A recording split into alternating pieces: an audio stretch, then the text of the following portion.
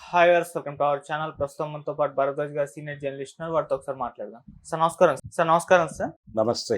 Sir RK గారు ఈ వారం తన కొత్త పలుకుని అల్లు అర్జున్ గారి పై రాశారు సార్. అంటే అల్లు అర్జున్ గారే అంతా చేశారు, ఆయన వల్లే ఇటువంటి పరిస్థితి వచ్చింది, ఆయన ఇగో వల్లే ఇటువంటి పరిస్థితి వచ్చింది, ఆయనకు సారీ చెప్పుకుంటే అయిపోయేది అని చెప్పేసి, అంటే హీరో రేవంత్ రెడ్డి గారు, విలన్ ఇండస్ట్రీకి అల్లు అర్జున్ గారు అన్నట్టుగా ఆయన కొత్త పలుకు అయితే ఉంది సార్. సో ఆయన కొత్త పలుకు పైన మీ పలుకులు ఏంటి సార్? అంటే అల్లు అర్జున్ తప్పు చేశాడు అనేది ఆయన కొత్తగా చెప్పక్కర్లేదు. ఎస్టాబ్లిష్డ్ ఫ్యాక్ట్ అది.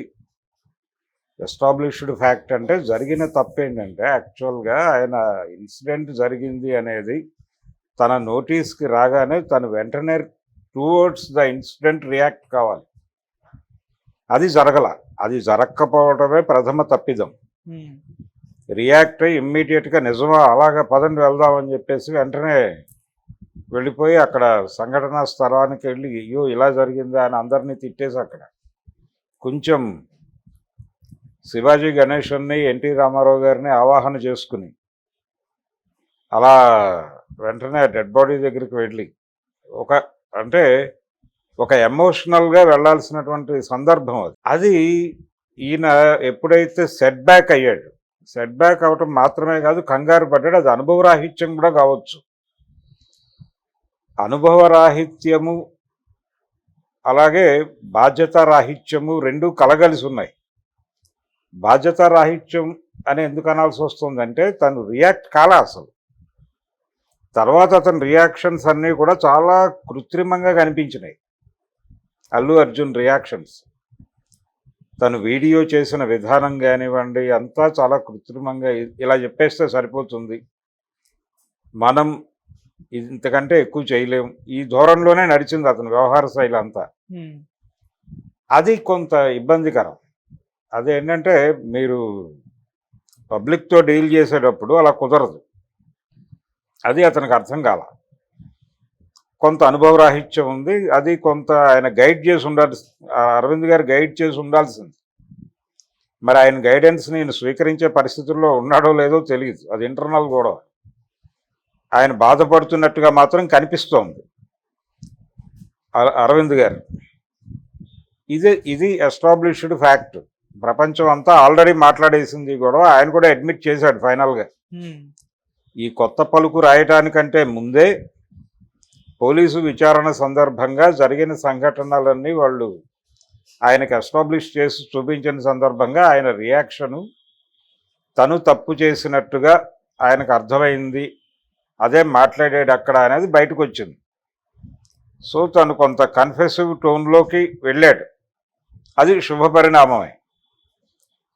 నిజానికి ఇది రాస్తే బాగుండేది. ఆయన అంటే ఒక వ్యక్తి ఒక ఇన్సిడెంట్ జరిగినప్పుడు ఎలా రియాక్ట్ కావాలి, ఎలా రియాక్ట్ కావాల్సిన పద్ధతిలో రియాక్ట్ కాకపోతే జరిగే నాశనం ఏమిటి అనేది నిజానికి ఈ సంఘటన నుంచి ప్రపంచం నేర్చుకోవాల్సినటువంటి విషయం.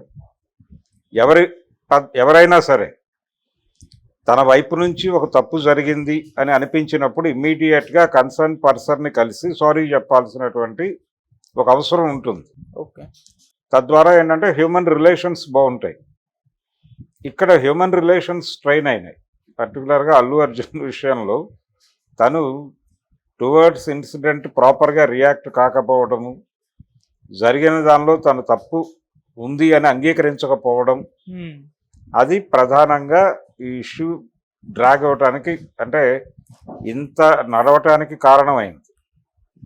అలాగే అది క్రమంగా ప్రభుత్వానికి ఇలా తప్పించుకునే అవకాశం లేదు. అది బాధ్యతగా వ్యవహరించి తీరాల్సిన పరిస్థితి. పోలీస్ డిపార్ట్మెంటు బాధ్యతగా వ్యవహరించబట్టే కొంతమేరకు అక్కడికే వాళ్ళు కొంత ల్యాగ్ చేశారు. 10 రోజులు పట్టింది అరెస్ట్ చేయడానికి. వాళ్ళు ఇమ్మీడియట్గా అల్లు అర్జున్ని లోపల వేయచ్చు అక్కడే. కానీ ఆ పని చేయలే. వాళ్ళు చాలా హంబుల్గాను గౌరవప్రదంగానే వ్యవహరించారు. ఓకే. అయినప్పటికీ వాళ్ళని టార్గెట్ చేశాడు ఈయన. అంటే వాళ్ళ లోపం ఉంది అని ఫస్ట్ ఇంటర్వ్యూలోనూ, ఆయన తర్వాత ఇంటి దగ్గర పెట్టిన ప్రెస్ మీట్లో కూడా అదే మాట్లాడాడు. ఆయన ఎంతసేపు తాను అమాయకుడినని తన అమాయకత్వాన్ని ప్రపంచానికి చాటి చెప్పే ప్రయత్నం చేశాడు తప్ప తను తప్పుందని అడ్మిట్ చేయకుండా అవతలవాడికి తప్పని చెప్పడం మొదలుపెట్టాడు. ఈ ధోరణి కరెక్ట్ కాదు అనేది ఎస్టాబ్లిష్ చేస్తూ ఆయన కొంచెం అర్థం చేయించే పద్ధతిలో రాసుంటే హంబుల్గా ఉండేది. అసలు ఎవరైనా సరే ఎడిటోరియల్స్ అలాగే ఉండాలి. ఎవరిని నిందించక్కర్లేదు. జరిగిన సందర్భంలో దొర్లిన తప్పుల గురించి వివరించి చెప్పి ఇలా వ్యవహరించకుండా ఉండాలి. ఇది వారి ఒక్కరి వ్యవహారం కాదు, ఇది ప్రపంచం అంతా తెలుసుకోవాల్సినటువంటి సందర్భం. దీని నుంచి మనం ఏం నేర్చుకోవాలి, ప్రపంచం ఏం నేర్చుకోవాలనేది చెప్పాలి నువ్వు. అది మానేసి ఈయన కూడా ఒక స్టాండ్ తీసేసుకుని అల్లు అర్జున్ విలను, రేవంత్ రెడ్డి హీరో అనే ప్రొజెక్షన్ ఇచ్చేసి మధ్యలో చంద్రబాబుకు కూడా 2 అక్షింతలేసి మీరు ఈ టైంలో అరవింద్ అర్జున్ అన్నాడు. ఆయన దానిలో అర్జున్ కాదు, వాస్తవానికి ఆయన అరవింద్తో మాట్లాడాడు. చంద్రబాబు ఏం కంగారు పడకండి అనేది చెప్పుంటాడు ఆయన. అంతకుమించి ఏం పర్లేదు, నేను చూసుకుంటాను, కేసు తప్పించేద్దాం మనం అని చెప్పుండడు. అల్లు అరవింద్ అనేవారు ఎవరు అవునన్నా కాదన్నా ఆయన ఇండస్ట్రీకి సంబంధించి ఒక పెద్ద మనిషి, ఒక అగ్ర నిర్మాత. ఇండస్ట్రీ తరఫున ఏదైనా ఇష్యూస్ గవర్నమెంట్తో మాట్లాడాల్సి వచ్చిన సందర్భంలో ముందడుగు వేస్తున్నటువంటి వ్యక్తి కాబట్టి ఆయనకు ఆ ప్రామినెన్స్ ఉంది.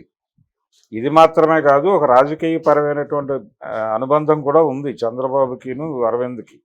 ఈ రోజున కాదు, గతంలో కూడా. అంటే చిరంజీవి ప్రజారాజ్యం పార్టీ పెట్టడానికంటే ముందు కూడా ప్రతి ఎన్నికల ముందు కాంగ్రెస్ పార్టీ నాయకుల్ని అలాగే తెలుగుదేశం పార్టీ నాయకుల్ని చిరంజీవి అరవింద్ కలిసేవారు. అది ఓపెన్గా మీడియాలో వచ్చేది కాదు, కానీ కలిసేవారు. కలిసి కొంతమంది ఆస్పిరెంట్స్ వాళ్ళని ఆశ్రయించేవాళ్ళు. వాళ్ళకు ఉన్నటువంటి ఇమేజ్ రీత్యా వెళ్ళి వీళ్ళని కొంచెం అకామిడేట్ చేయండి అని చెప్పేవాళ్ళు. చేయగలిగితే చేసేవాళ్ళు, లేకపోతే వదిలేసేవాళ్ళు. అది అలా నడిచేది. ఓకే, 1-2 సందర్భాల్లో ఆ వార్త బయటకు వచ్చింది అంతే తప్ప రెగ్యులర్గా అది బయటకు వచ్చేది కాదు. వీళ్ళు వెళ్ళి కలిసేవాళ్ళు. ఒక గుడ్ రిలేషన్స్లో ఉండాలి అనే ఉద్దేశంతో ఉండేవాళ్ళు అన్ని పార్టీలతో. అందులో భాగంగానే చంద్రబాబుతో ఈయన అప్పుడప్పుడు కలిసిన సందర్భాలు ఉన్నాయి. ఆయనకి ఆ మెమరీస్ అన్నీ గుర్తొచ్చి ఉండొచ్చు. ఒకసారి ఫోన్ చేసి పలకరించాడు, అంతకుమించి ఏమీ లేదు. అయితే రాధాకృష్ణ గారు ఆయన కొంచెం రేవంత్ రెడ్డిని గైడ్ చేస్తున్నట్టుగా ఫ్రమ్ ది బిగినింగ్ కనిపిస్తుంది. అంటే ఇది బీఆర్ఎస్ మీద, కేసీఆర్ మీద వ్యతిరేకత కూడా కావచ్చు. ఆ వ్యతిరేకతతో ఆయన కొంచెం ప్రో కాంగ్రెస్ వెళ్ళాడు ఎలక్షన్ టైంలో. ఎలక్షన్ అయిపోయిన తర్వాత రేవంత్ రెడ్డి గారితో తరచూ ఏబిఎన్ ఛానల్లో ఇంటర్వ్యూస్ టెలికాస్ట్ అయినాయి. ప్రభుత్వ కార్యక్రమాలు, ప్రభుత్వం ఎలా నడుస్తోంది అనే దానికి సంబంధించి వారి నుంచే ప్రపంచానికి తెలియజేసే ప్రయత్నం రేవంత్ రెడ్డి గారు చేశారు.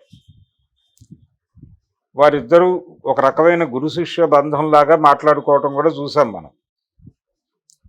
సో తన్ని తాను వాళ్ళందరి శ్రేయోభిలాషిగాను, ఒక రకంగా రాజగురువుగాను తన్ని తాను ఎస్టాబ్లిష్ చేసుకుంటూ ఆ రాజగురువు అనేటువంటి పొజిషన్లో ఉన్నటువంటి బలం రీత్యా, దానికి ఆటోమేటిక్గా వచ్చేటువంటి ఒక గౌరవం రీత్యా ఆయన చంద్రబాబు గారికి అలా ఒక ఇది చేశాడు, అక్షంతలు వేశాడు. అలా మాట్లాడి ఉండాల్సింది కాదు, వీరినేమో నువ్వు ఇలాగే చెయ్యాలి, ఇలా చేయటమే పద్ధతి, ఇలాగే ఉండాలి అని చెప్పి వీరికి ఒక ఆశీర్వాదం ఇచ్చాడు. ఇచ్చి అలా బిహేవ్ చేయటం కరెక్ట్ కాదు అని వార్నింగ్ ఇవ్వటం ద్వారా మీరు కూడా మాకు సరెండర్ అవ్వండి అని ఒక ఇండికేషన్ వారికి ఇచ్చాడు. ఇదే కనిపించింది తప్ప ఒక హంబుల్నెస్ లేదు దీనిలో కూడా.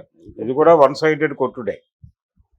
అంటే నేను ఇందాక చెప్పినట్టుగా ఆయన జరిగిన సంఘటనని వివరించి ప్రభుత్వం ఎలా వ్యవహరించింది, అల్లు అర్జున్ ఎలా వ్యవహరించాడు, ఈ సంఘటనని ప్రపంచం ఎలా అర్థం చేసుకోవాలి, దీని నుంచి మనం ఏం నేర్చుకోవాలి, ప్రపంచం ఏం నేర్చుకోవాలి, అంతే. అది రాయాలి. అది రాస్తే హంబుల్గా ఉండేది. అది కాకుండా నువ్వు స్టాండ్ తీసుకుని ఒకరిని విలనని ఒకరిని హీరో అని, అది కాదు కదా మీడియా చేయవలసిన పని. అది కాదు కదా ఒక పత్రిక సంపాదకుడు చేయాల్సిన పని అది కాదు. కాబట్టి పత్రికా సంపాదకుడుగా తాను చేయాల్సిన పని కాకుండా చేయకూడని పనులు చేస్తూ ఉంటాడు ఆయన. ఆ క్రమంలో చేసిన పనే ఇది కూడా. ఇంకో మాట కూడా అన్నారు సార్, రేవంత్ రెడ్డి గారు పేరు మర్చిపోయినప్పుడు అక్కడ నుంచి ప్రెషర్ వచ్చింది, పొలిటికల్ ప్రెషర్. అల్లు అర్జున్ గారిని క్షమాపణ చెప్పాలి అని చెప్పేసి కోరుకున్నారు. కాకపోతే ఆయన నాకు రాజకీయాలతో సంబంధం లేదు చెప్పను అని చెప్పాడు. ఆ ఇగో కారణంగానే ఇలా జరిగింది అని కూడా ఆయన ప్రస్తావించారు అందులో. ఇగో ఆయనకి ఇన్సైడ్ ఇన్ఫర్మేషన్ ఉంటే ఉండుండొచ్చు. ఆయన నేరుగా రేవంత్ రెడ్డితో రోజు మాట్లాడే పద్ధతిలో బిహేవ్ చేస్తూ ఉంటాడు. ఉమ్, లేదు నన్ను అడగకుండా రేవంత్ రెడ్డి ఏ నిర్ణయం తీసుకోడు, చంద్రబాబు ఏ నిర్ణయం తీసుకోడు అన్న టోన్లో కూడా ఈయన వ్యవహార శైలి ఉంటుంది. ఓకే. అందుచేత ఆయనకు తెలిసి ఉండొచ్చు, ఒకవేళ ఆయన హర్ట్ అయ్యాడనే విషయం ఈయనకు తెలిసి ఉండొచ్చు, కానీ ప్రపంచానికి తెలియదు. ఉమ్, ప్రపంచానికి అనవసరం కూడా అది. ఓకే. ఆయన పేరు మర్చిపోవడం తప్పే. కాన్షియస్గా ఉండాలి. ఒక ఉపన్యాసం ఇచ్చేటప్పుడు మైక్ ముందుకు వచ్చేటప్పుడు ప్రిపేర్డ్గా రావాలి. ఆ ప్రిపేర్డ్నెస్ కనిపించలేదు అల్లు అర్జున్లో అనేది వాస్తవం. ఉమ్, ఆయన చాలా గందరగోళమే మాట్లాడాడు. మైక్ ముందుకు వచ్చి నా సినిమా టికెట్ల రేట్లు పెంచుకోవడానికి అవకాశం కల్పించిన 2 తెలుగు రాష్ట్రాల ముఖ్యమంత్రులకి కృతజ్ఞతలు అని చెప్పాలి, అభినందనలు అన్నాడు. అంటే నా సినిమా టికెట్ల రేట్లు పెంచుకునే అవకాశం ఉమ్, నేను మీకు ఇచ్చాను, మీరు దాన్ని చక్కగా అమలు చేశారు, అందుకని మిమ్మల్ని అభినందిస్తున్నాను అన్న సెన్స్లో వస్తుంది. ఉమ్, అది చాలా రాంగ్. అంటే కంగ్రాట్స్ చేశాడు ఆయన. ఓకే. థ్యాంక్స్ చెప్పాల్సిన ప్లేస్లో కంగ్రాట్స్ చెప్పాడు. తప్పు కదా అది. ఇలాంటి తప్పులు చాలా దొరికినాయి ఆ ఉపన్యాసంలో వెతికితే. అవును. అలా అన్ప్రిపేర్డ్గా రావటం మీద నువ్వు మాట్లాడు. ఆయన హర్ట్ అయ్యాడో లేదో ప్రపంచానికి ఏం సంబంధం? ఒకవేళ గాయపడి ఉంటే అది తప్పు కదా. ఆ లెవెల్లో ఉన్న మనిషి, ఒక ముఖ్యమంత్రి ఉమ్, తన పేరు మర్చిపోయాడు కాబట్టి అతన్ని టార్గెట్ చేశాడు అని ఈయన రాయటం తప్పు. ఒకవేళ ఆయన ఇప్పుడు ఈయన రాస్తే ప్రపంచం ఎలా అనుకుంటుంది అంటే నిజంగానే గాయపడ్డాడేమో అనుకుంటుంది. ఉమ్, తద్వారా రేవంత్ రెడ్డిని చిన్నోడిని చేసినట్టు.